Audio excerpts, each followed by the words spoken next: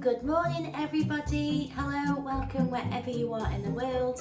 I am Wendy, this is Wendy's Pet Salon and this is my little home pet grooming salon at my home. So welcome to all the subscribers, and if you are new to the channel, welcome on board.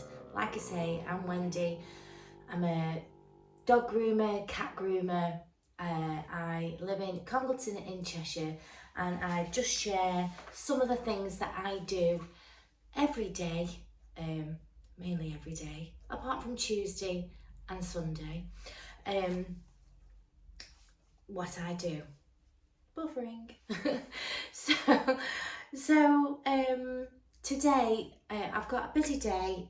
I've still got no poodles. We are waiting for a poodle to come in so that we can do some poodle things, and if I do get a free evening I will do one of my poodles. My miniature poodle is in dire need of a groom. He doesn't resemble anything like a poodle at the moment, so that would be a good start.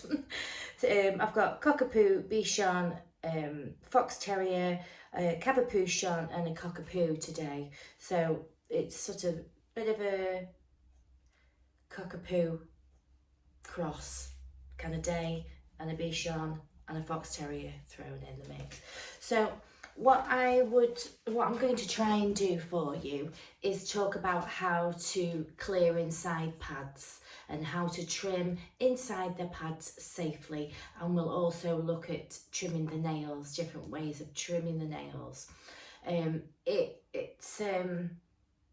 may sound really basic, but it may help people if they're trying to do it and they want to be a little bit more safe in how they trim the pads. There are lots of different ways that you can do it. So I tend to use my Brav, or if you've got a wall arco, these little mini trimmers are ideal. I like these because I can change the setting. So ideally, I don't like to do it on the very short one, because there's more chance of you grazing inside the pad, and even a small graze will make the inside of the pad, it can make it bleed, so you have to be really careful. I generally use it on the 10. So with this you get sort of 3 settings, but there are other ones in between. So the 1 would be the 30 blade, which is pretty much like surgical. The 2 would be the 15, and the number 3 would be the 10. So 10, 15 and 30. So I tend to have it on in the middle. And if I just show you here, you see there, how that's very short, and then and then it goes right down to the 10. Can you see the blade moving up and down? So obviously the shorter it is, the shorter it's going to be. Obviously when I'm using my slide on combs with this, I always have it on the very shortest blade, but I'm just doing this today for trimming inside feet. Now I have quite a few dogs that are a little bit sensitive to actually having the clippers inside their feet, and obviously because I'm used to doing it, oh, I think my microphone may have, no, they've drove past, never mind. I've ordered another microphone because my other microphone has completely gone missing. I may have got very annoyed with it and put it in the bin. So hopefully it won't be the same microphone. It cut off the sound completely. I did a whole video, or I did a big chunk of a video, and there was no sound at all. I was like, oh!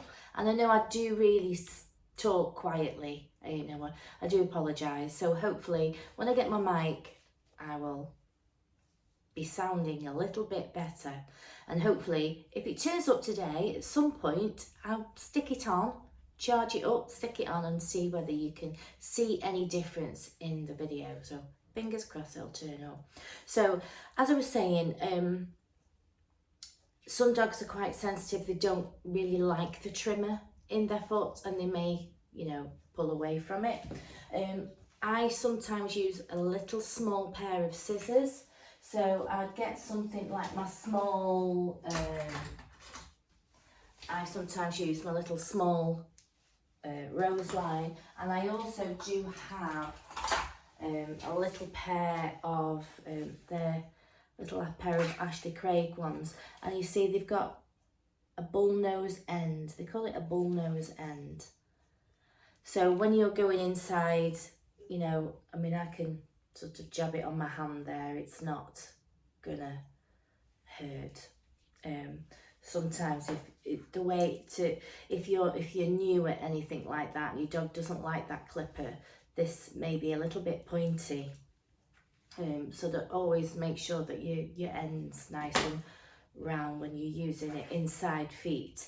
And it's just another option because they just, you know, you want to get as much hair out as you can, because if you know, like for instance, when I'm doing my dogs, they come in sort of 6, 7, 8 weeks time. I want to make sure that I've got, you know, quite a lot of the hair from inside their pad out clearly, so then I know it's going to last until they come next time.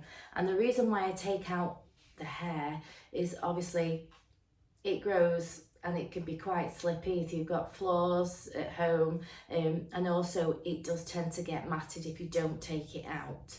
You know, they go on walks, they go on muddy ground, and you know, if you haven't, say, wiped their feet properly, the mud and, you know, all the debris and stuff sets inside the foot, and then they're walking, creating friction when they're walking, and it just creates this horseshoe of a mat inside their foot. So, you know, it is, as a pet groomer, and if you do your own dog's feet, make a point of having a look inside the pad of the dog's foot, and actually feel higher up, because obviously they've got their little pads here and then they've got their main pad, and it's like a little horseshoe here, and you need to actually feel. Sometimes if you just touch it you can't, but if you've got to feel right in, and sometimes there might be, you know, little mats hiding inside there. So what I'll do with all the dogs today, I'll show you their pads of their feet. So obviously with the pads of the feet, I always do the nails, and I always do inside the foot first, and then I take the nails down and then I'll trim the foot, because if I trim the foot when their nails are long,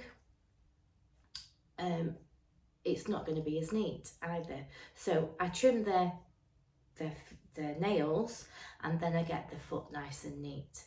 You're just going to leave extra hair. You know, if you've trimmed the foot and then you trim the nail, you know, you may have to re-trim the foot. So I always do the nails first, so they've got a nice, neat inside pad, feet, and then I trim around. So yeah, there's a couple of options if your dog really doesn't like these. You can get these little mini, move my things, you can get these little tiny mini trimmers. These are little Kiss ones, and I'll put all these clippers inside the description. So I'll just recommend some of the little bullnose scissors, small scissors. Excuse me, I've got this Invisalign. I'll put the different types of clipper, and I'll put the little mini trimmer as well. This one's very nice because that's on high speed at the moment, but if you listen,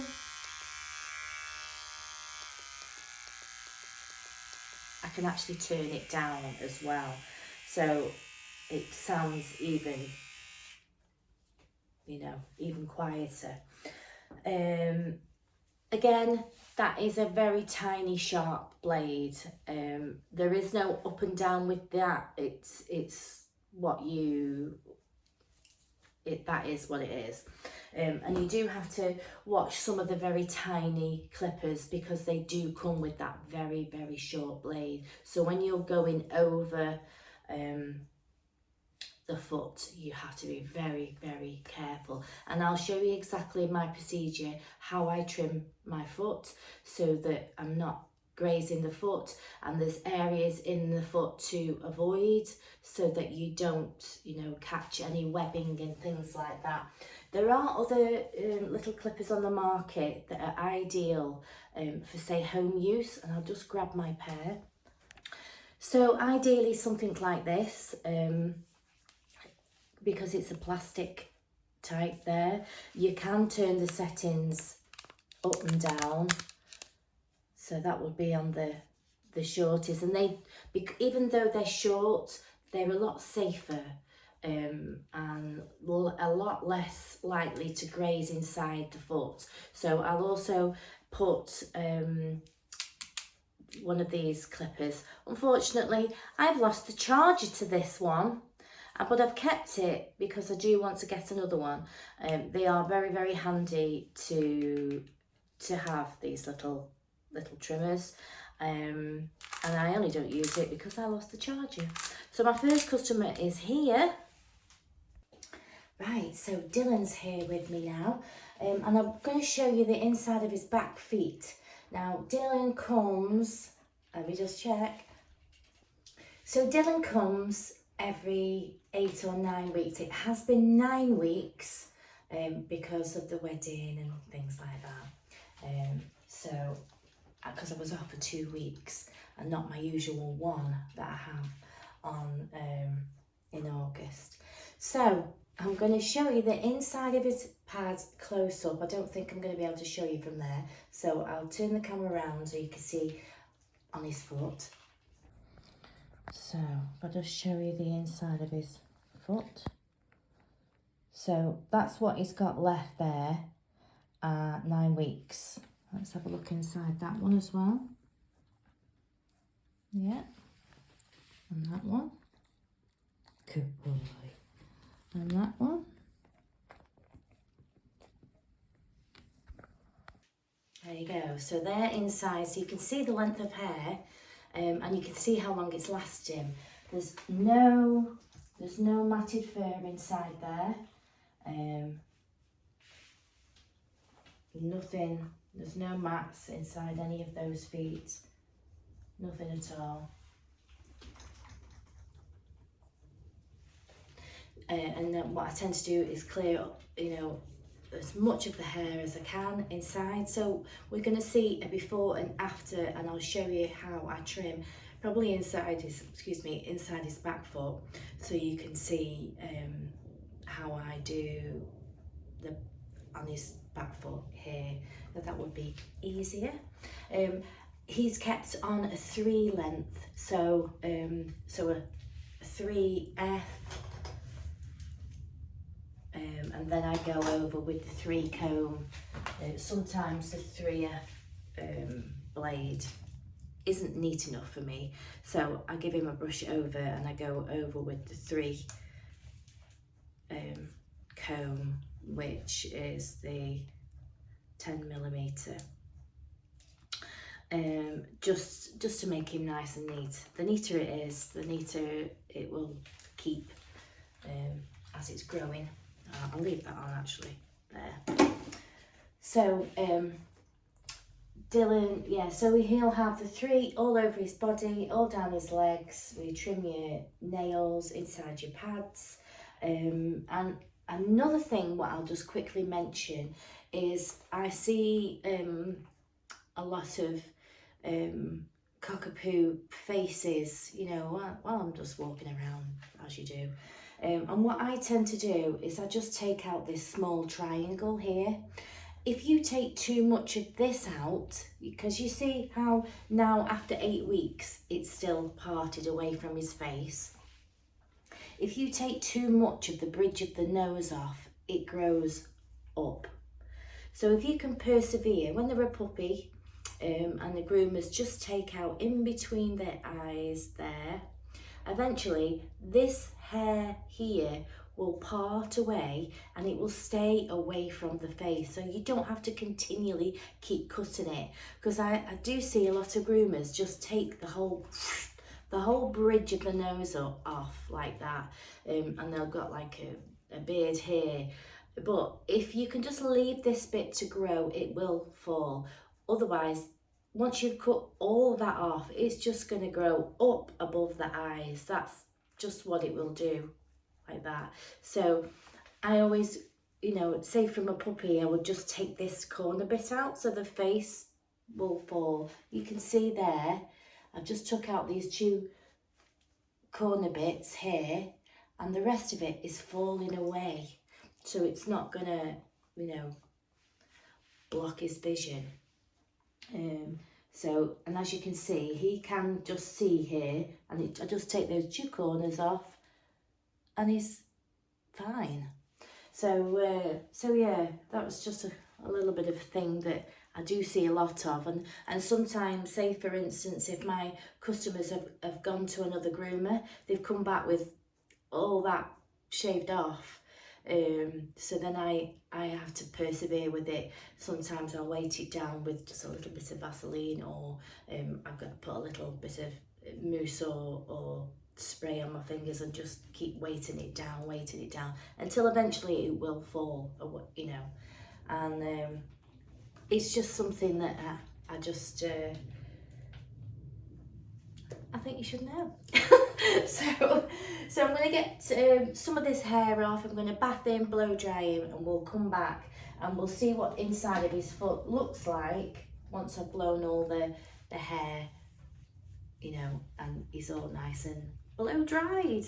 So still no sound of my speaker, so I'm sorry if I sound quiet. We'll see Dylan's feet in just a sec. What I will say is that when picking up the foot, excuse me, I have hairs in my mouth, it is a hazard of the job. Bad hair is a hazard of the job. So what you'll find that I do a lot is I always support them when I'm holding. So when I'm picking up here, I am supporting the whole leg. If I was to pick up his foot here, it hasn't got the C wobbles more. But if I hold his leg here into him, he's not moving so much. The same when I go into the, obviously I am right-handed. So when I go into here, not only am I supporting this leg, but I'm supporting this leg as well, because he's resting on me. So you can see just by doing that, he's now very supported. You know, this arm is here, supporting him all the way across, and I'm holding this foot here. So because if the way you hold their legs and their feet can make them go off balance, and the more off balance they are, when you're going in with clippers and things to, you know, sensitive areas like groins and inside feet, if you're not secure, you know, you could have an accident, you could accidentally dig in or whatever. So you always need to make sure that you are supporting them at all times. People do use the belly loops to give them extra stability, and sometimes I'll use these when I'm when I want to trim the tail, because I want to hold the full tail out, and sometimes they want to sit down. Now, when I'm only using this as a training aid, and it's not cutting their private area off. It's not digging in or pressing onto bladders or things like that. It's just loosely put on so that when they go to sit down, there's something there that they just go, oh, I need to stand up. The amount of pictures that I will have to say this because I see it a lot. The amount of pictures I see when groomers are presenting their dogs on their grooming pages is a lot of belly straps and a lot of restraints. And if I was a customer, it would put me off. You know, I've done it myself where they've had pictures with the belly. they just need to sit down nicely. If you want to take a picture of them, you can just sit down nicely on the table and show you. They don't need to be fully, you know, it's just my opinion, but they don't need to be, you know, have the belly straps and things on. That's just really for when you're working. Wouldn't be how I would want to present a dog. And sometimes the straps themselves are not padded at all. I've seen some that are even as thin as this, and they're clearly cutting up into the side of the dogs, and the dogs are actually hunched over like this. So if you are a new groomer, just be a little bit more aware of how you're using your belly strap, especially when you're presenting your pet grooms. You know, see where you don't need to pull it really tight. You know, if you're feeling that they're going to be silly on the table and you feel like you have to put the neck loose and the belly strap on to take a picture, then take the picture on the floor. That would be my advice. I have seen so many pictures of, you know, and belly straps are good for certain things and helping train the dogs to stand up, but as a full-time thing, you know, it can just be uncomfortable, and the dogs are going to anticipate things as well. They know that, you know, portions of that room are going to be uncomfortable, so they may work against you. So it's just my opinion, but yeah, I really only use my belly strap if I really have to, because the dogs will learn to stand up. I mean, Dylan here is so used to me grooming him from a baby. I literally touch him like this and he stands up. And it's easy done. We're just training them along the way. When they're learning with belly straps and you're putting the belly straps on all the time, they do learn to swing on them, and they don't learn to stand properly unless you're guiding them with the belly loop. But that's just my opinion, and I just want to throw that in there. So have a look back on if you're a new groomer, have a look back on your pictures. If you are somebody that does do that, just have a look at how you've presented the dog and how far that belly loop is cutting in, because, you know, this is loose at the moment. He's sat comfortably on the table. I could stand here and take a picture, no problem whatsoever. If I think he's going to be a dancy dog and I feel like I've got to put my belly strap on just to take the picture, then do the picture on the floor. You can put their normal leads and collars on, and link it onto something so they're not like running around or whatever, and take them nice and sat down. That would be my advice there. So anyway, I know that's nothing to do with doing inside feet, but I just wanted to put that out there. So which foot are we on now? We're on this one. So I'm going to brush it because I might be. But you can see, you know, his foot here, going back to it, shut up Wendy, going back to it, you can see after 9 weeks, there's not much hair in here that's going to get, you know, much dirt clinging onto it and cause. So this is the reason why all my customers come on a regular basis and they don't suffer with these things, because their feet are maintained on a regular basis. So again, I'm going to take off that bit here, these lines, just take off that there. You can go just to the back of the toenail here, and then again we're going to go, so not there, move it to there, so in and out, in and out, in and out, in and out, and let's just clear that up.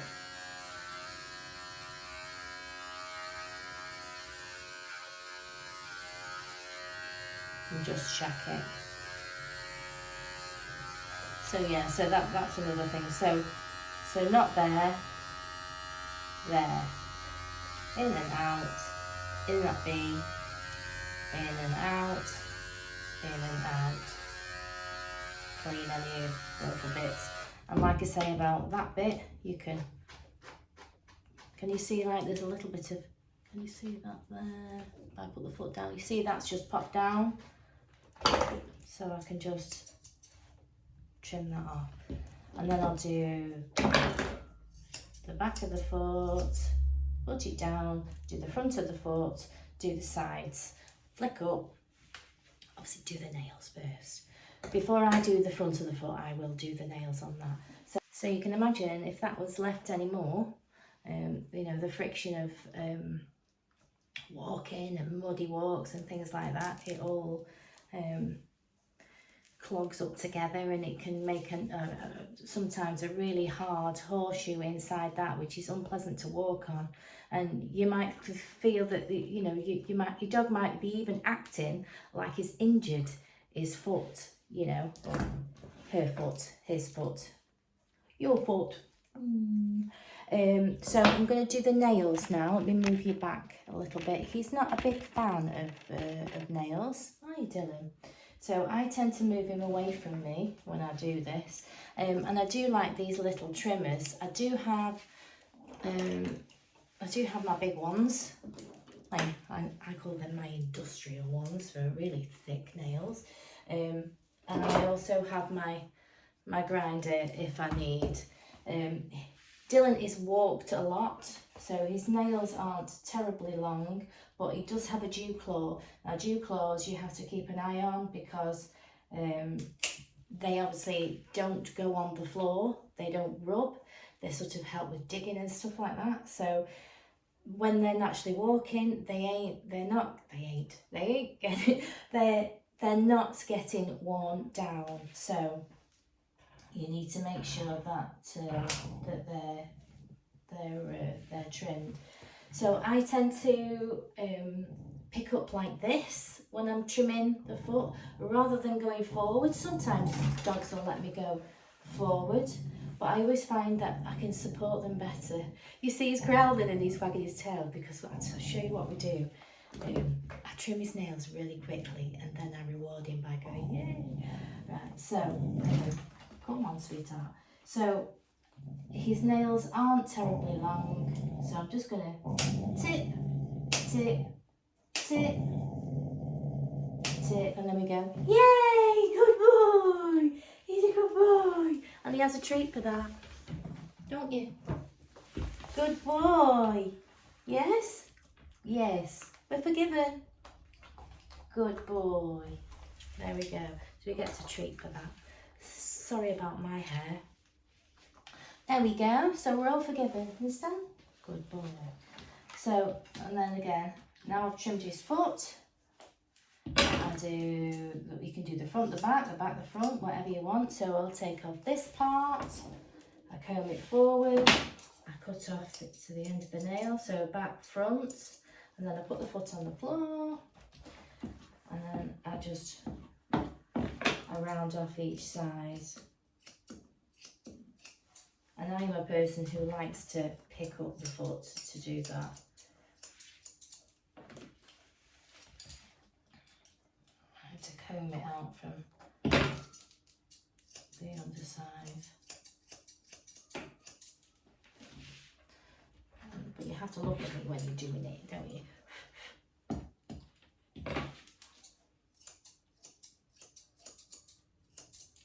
Oh, good boy.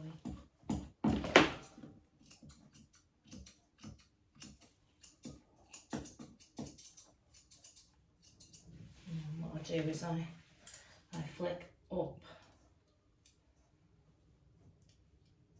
I'll check the inside of the toes for knots, flick up, and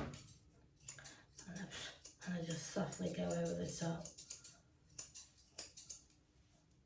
And again, you can brush it down and see anything that pops on.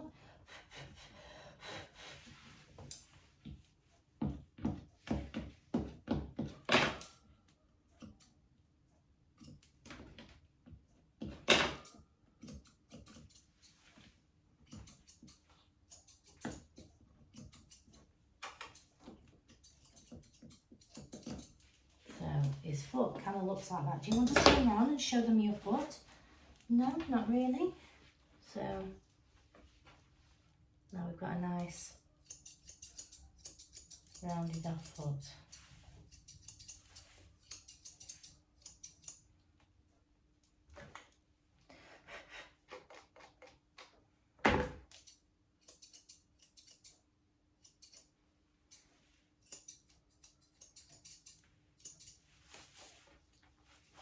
Like so. There we go. This is round foot compared to that one. We're gonna do your last foot, yes, and then we're all done. And we're a little bit ahead of time today, aren't we? And then you can have another treat. Do you want another treat? Yeah. So I'll come back when it's all finished and we'll look at each foot and we'll go back. I'll put the video on of what I did before, showing you all the feet before and all the feet after. And obviously thinking about, obviously if Dylan didn't like it, or the dog that you're working on doesn't like you using the clippers, you can use a little pair of bullnose scissors, and literally I would put my scissors in and trim, and I would keep them in, trim, trim, trim. I wouldn't come out and in, out and in. So I'd put them in, trim, trim, trim, trim, trim around this bit here, and I would cut it off there, the back, inside the horseshoe, and do it like that as carefully as you can.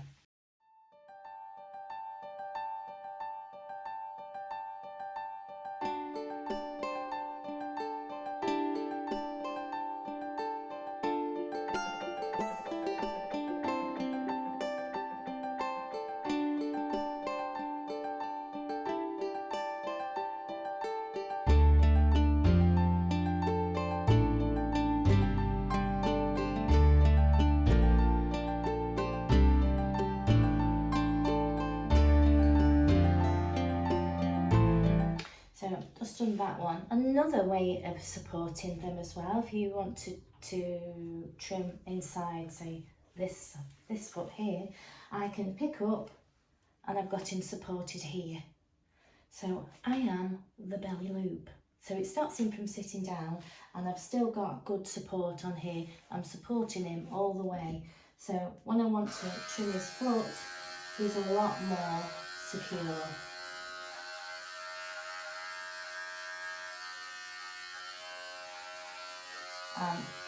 The more secure they feel, the better you are going to be able to trim them.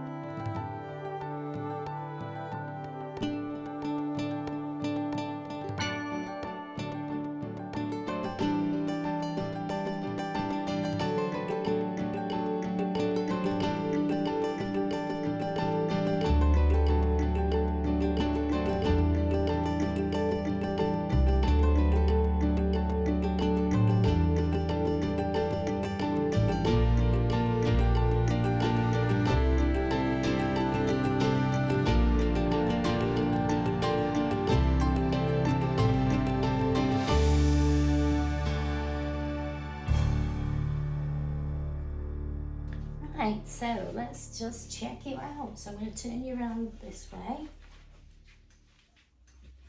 And I'll get the camera and I'll do a zoom in of his feet. Right, so there's one foot. Oh, he stood on there. 2 feet. 3 feet. 4 feet. Dylan! And he's still wagging his tail. So, there you have it. So you can see the neat little neat little feet, and I will see him again in another 8 weeks, won't we? His mum likes this straight kind of beard. It is my habit to try and soften the edge, but Mum does like it straight, so that's it. You want to sit? Give me a paw. Give me a paw. Give me 5. Give me 5. He says, what is this 5? Give me 5. Go on. Right, maybe he'll do it with a treat. You ready? Give me 5. Give me 5. Give me 5. Yay!